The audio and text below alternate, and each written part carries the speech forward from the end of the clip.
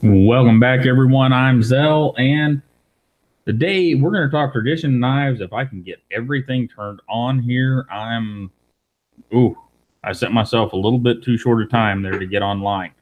But we are on, and today I wanted to talk about some knives from Artisan Cutlery. Why? Well, I talked to Artisan Cutlery here recently, and uh, I'm really interested in the way they're doing things. They've got, I'm not even sure. I've been trying to kind of figure this out, and I need to talk to Russell again and see if he can clarify things before I go deep into doing individual reviews of the knives. But they're doing larges and smalls of every knife, and they're doing two, maybe three or four different levels of the knives, which is just super cool in my opinion. And I don't know if it's the most sound marketing strategy out there, but it is something that is really cool for the consumer for sure. So I want to start today, and guys, we're not going to be on for a super long time, probably 15-20 minutes. So if you have questions, anything you want to know, be sure and get them in the chat, and I'll answer them as I can. So starting with these knives, one of the very first knives they came out with was the Tradition. And this is what you get. Let me see if I can get a little more light on that. It is a very traditional shaped knife. Nothing out of weird or anything here. And very well done. It's got good ergonomics. You know, there's some things that we're used to in a knife this shape that maybe I would have done different, but you have to take into account you don't want to be looking like everybody else's knife. So they've done a good job with that. They've got deep carry clips on almost all of their middle and lower end knives, which is always a great thing.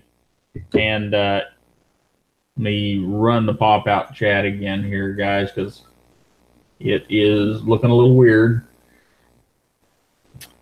Get that loaded back up. And, well, I just picked up the other one. So there you go. Here is a mid-grade version of the knife. This is D2, I believe. Yeah, D2 and G10 liner lock. Now, this liner lock on this particular example, it runs a little deep, but, you know, at the prices, I'm not going to get too fussy. What's up, Raphael and Nasty? Good to see you guys. I thought something was a little weird with my chat box there, not showing up the way it should. So anyhow, G10. And let's get their price here. Price, that is not the G10 one. This one is the G10 one. Okay, so MSRP on this is $69. So I did not look over at Blade HQ, but I'm guessing that the G10 ones are right in that upper 50s. So right in there with Best Tech, right in the middle of the Civivi line, and a little above your Chinese Kershaw, but right in there with the US made Kershaws. You've got good actions on both of the big Traditions. That one makes a little weird noise. I haven't taken it apart yet. It may just need some lubrication. In fact, I've got some of that, that controversial knife pivot lube here. We can stick that in there. See what that does. Maybe it'll whiten that thing down because that made a weird noise. Well, that is good, Raphael, because those notifications are sometimes great, sometimes awful. Staza and I know it didn't fix it. It's still got a weird noise in it. But action is really good, and lockup on this one is near perfect. So those are big. Those are 3.94 D2 and G10 at probably around $50. And I don't think they have the other one I have listed on their website. They don't. But if you go to Carbon Fiber, this is something new we'll talk about in just a second. If you go to Carbon Fiber in D2, it goes to, it adds $10. So they're being very reasonable about the carbon fiber instead of really nailing you like some. This one, yes, Raphael, it is S35VN. And that's something, it says it right there. That's something that I talked to Russell about, and I'm going to be quite honest with you. I'm not absolutely clear on whether this is going to become a thing or not. He was kind of talking like it might be, but putting the premium steels in the mid-range line, and then this knife, instead of being 80 bucks, would probably be 90 or 95, maybe $100. So pretty cool if they do that. Give you that opportunity. Some people like liner locks, and just pretty cool. So let's look over the build of the knives.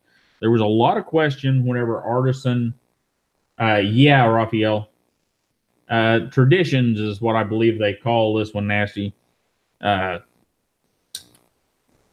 Everything here is cut pretty darn well. Chamfers are done pretty good. They put some thought into things.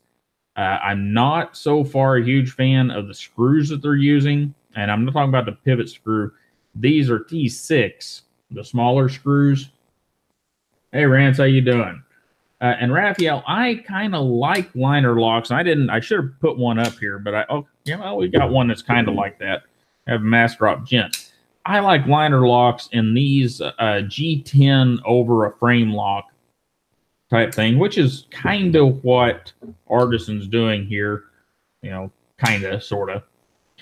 But like I said, I'm not a huge fan of the screws. I do like the pocket clips they're using. Pocket clips are good. They're deep carry clips. I can't get to the jeans right now, so we'll have to use a piece of paper or something. We've got some DeWalt hacksaw blades. We'll use that as a deep carry clip, pretty deep for a knife this size. Yeah, I saw that. It wasn't a 24/7. It was a swish that I saw, I believe, that it was done in the acid rain pattern. Maybe it was a 24/7. I don't remember. Carbon fiber gent. That should be good. I was not, and that's why I haven't talked about the gent, but we're talking, well, yeah, I'm mumbling now. We will get to the gent maybe here in a minute if we've got the time. Now, let's talk about this guy. This is one of the cool parts of Artisan's little attack on the knife industry. And this one's dirty because I've been using it. This is the small version of the Tradition or Classic.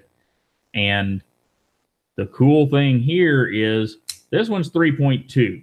I've talked to Russell, and they are going to try to make the small versions as the future rolls on all come in at about 2.9. That's a goal for them so that they can hit that under 3-inch group. And then these are 3.94, big old long blades. Oh, man. Those are some pretty knives, but I will, since you guys are bringing it up, whenever we get through with the Artisan stuff, I will talk about the gent for just a minute and why I haven't reviewed it yet. So anyhow, this one is all TI. And the only things that I can nitpick them on this knife is action's good, grinds are good, it's thin behind the edge, thin enough. I think we measured them right at or under 20 thousandths. We did that on a late knife the other night. And the only things I can really pick on them for is the same thing with the screws, with those little T6 slots in there and not being the greatest. And why in the world do you do all titanium and then put a polished stainless little plate to cover the pocket clip hole and then put a what looks like a standard stainless screw in it? That just baffles me. But baffle me or not, I have been carrying the crap out of this little knife as a left-hand knife or backup knife, and I've used it for all kinds of things. I like it. No problems with anything on the knife. And I also like how they kind of hid in the lanyard loop because many of us don't care for the lanyard loop, but no problem. They just hide it over there. And one other cool little thing. I know some of you don't like it whenever companies put their name or whatever on stuff, but I like it when they do cool stuff like that down there where it's kind of hidden, and they just put Artisan Cutlery across there. Very nice. Now, moving on through the Artisan Cutlery stuff, we have one of my favorites, and that is the Falcon. And you wonder why it's one of my favorites. A big old Warren clip. But I asked Russell to send me this one because I wanted to see some of the different levels of their line. And this one is aluminum. This one goes for, I think, $78. Yeah, $79 is the MSRP. So you're probably looking at 60 something Blade HQ and stuff. So, and this one's G10, but it also does come with a carbon fiber inlay. Same silly little thing there. I don't get that, but okay, whatever. And it's got a pocket clip, just a fold over pocket clip, but I've carried this one quite a bit as a primary knife, and I like the knife. There's a couple of things that are a bit, $68. Thanks, Rance.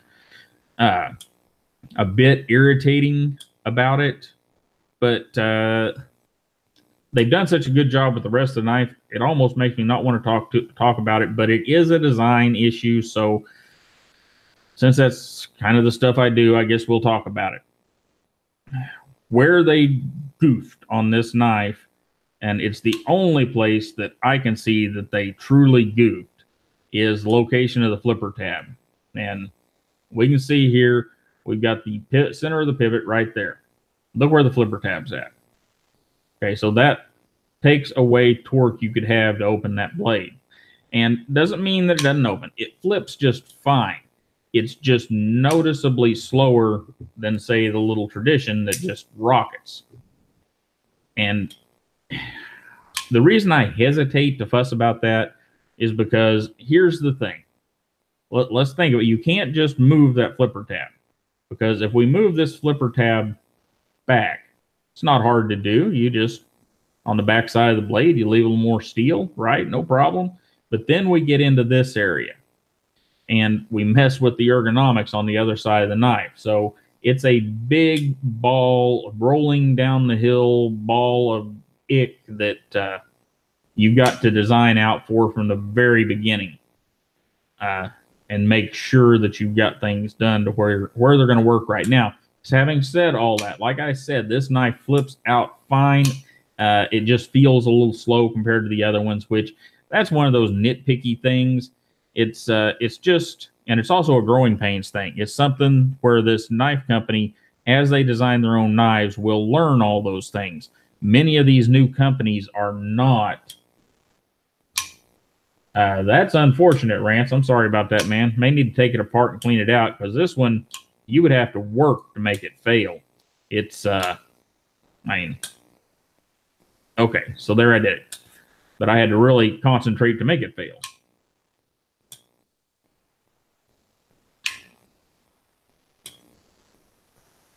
Yeah, I'm confused about that too, man. The location here, that would put you, depending on your theories on tip down carry, it would put you tip down, right or left, whatever. But yeah, it's odd that they would do that. But you know, whatever. I'm not going to use it anyhow. I haven't looked at all of the Artisan knives, Manny. But here's the main point of the video, and what I wanted to get out was these aluminum ones I'm digging. I'm really digging this idea of doing D2 and maybe S35VN in aluminum. Hard anodized aluminum is great stuff. Is it going to wear? Absolutely. But it's great stuff that you can do at a very reasonable price. They're doing the titanium. I think I have that page for that tradition up. And they're doing these, the small ones, at $199. And that's important because if you go to any of the other brands, even the other Chinese brands, and you look at the knives this size, they're still 250, 275.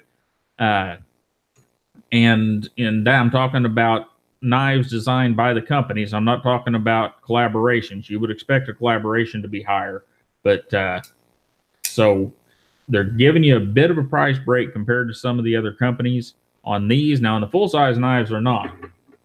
Full size knives are, whenever you get to the titanium versions, they go like now MSRP, so they're about the same as the other brands, but MSRP is $299 and like $329 or something like that, whether you get S35EN or M390. That's another thing. You get to choose your steel. Like something that's easy to sharpen, get the S35EN. You want something that holds an edge for a much longer time, you get the M390.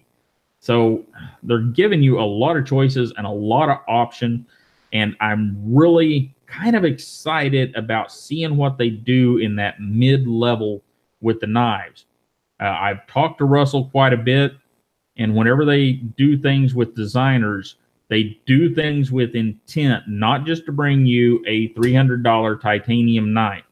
They do things with designers with the intent to bring you an aluminum, a G10 version, a version of that knife at all price points. Now, it may not always happen with a designer coming in, because they're going to set them up and see how the knife sells and not release new versions unless they have positive sales.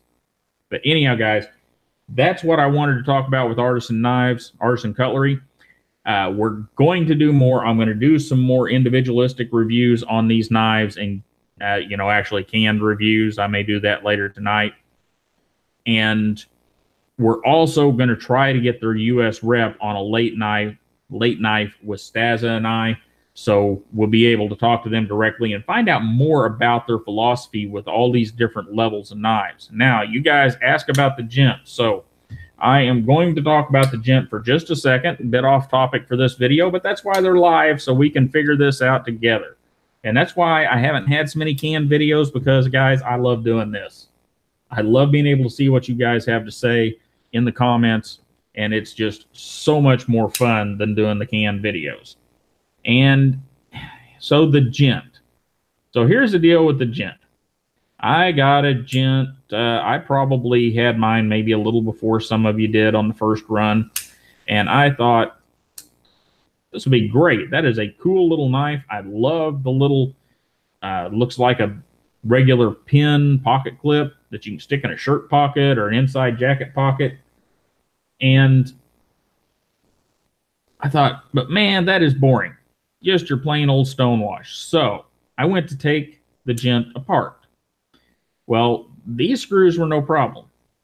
Everything come apart pretty easy there, and it'll actually hold itself together with the scales off. Not a problem. And I went to take the pivot apart, and the pivot is a flippin' Phillips screwdriver.